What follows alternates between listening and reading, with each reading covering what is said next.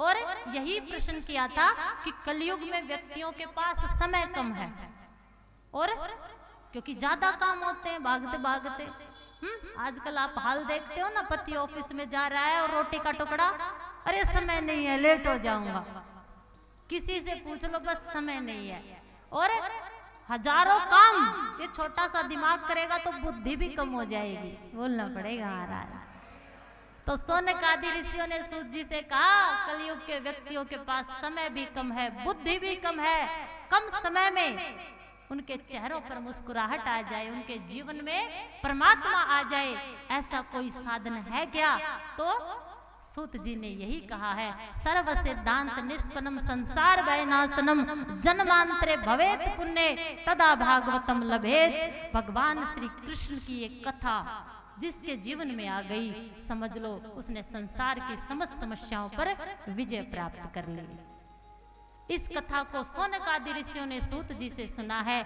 इस कथा को भगवान श्री हरि ने सबसे पहले ब्रह्मा को सुनाया है, ब्रह्मा जी ने नारद जी को सुनाया है, नारद जी ने व्यास जी को सुनाया है, व्यास जी ने अपने पुत्र सुखदेव को सुनाया है, सुखदेव जी ने परीक्षित को सुनाया है, और आज गौ माता की कृपा से ये कथा आप सुन रहे हो। तो एक बार जोरदार तालियां आप सबके लिए।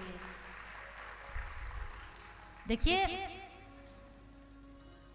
संसार में आकर आपको सब सुख मिले, लेकिन आज हर व्यक्ति पूजा भी करता है, काम भी करता है, सब कुछ करते हुए भी कुछ व्यक्ति कहते हैं फिर भी साथ लीजिए हमारे जीवन में पता नहीं, मैं तो कितना ही अच्छा कर लूं, मेरे साथ तो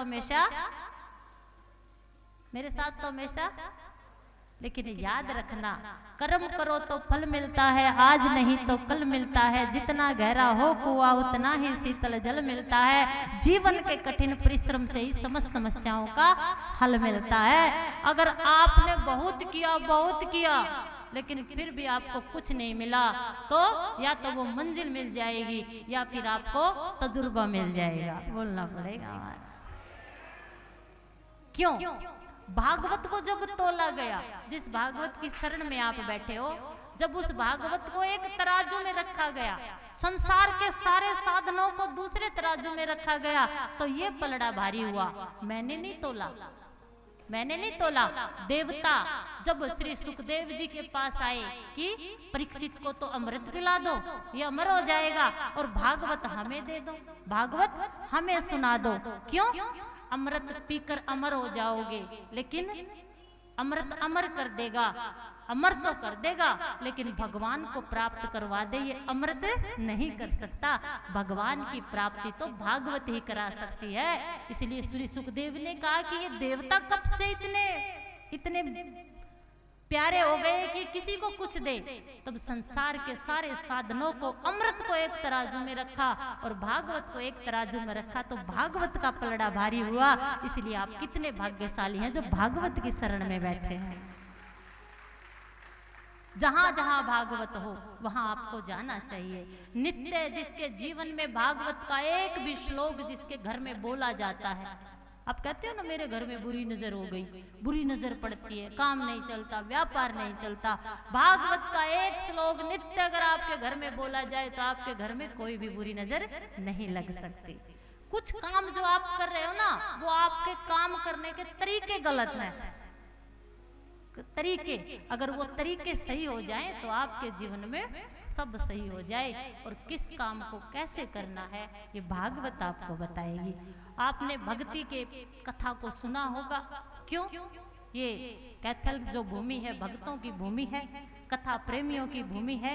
तो भागवत की कथा को भी आपने कई बार सुना होगा।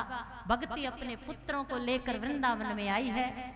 वेद शास्त्र सारे कर्म नारद जी ने भक्ति के पुत्रों को जगाने के लिए किए हैं, लेकिन भक्ति के पुत्रों का उद्धार केवल भागवत ने किया है।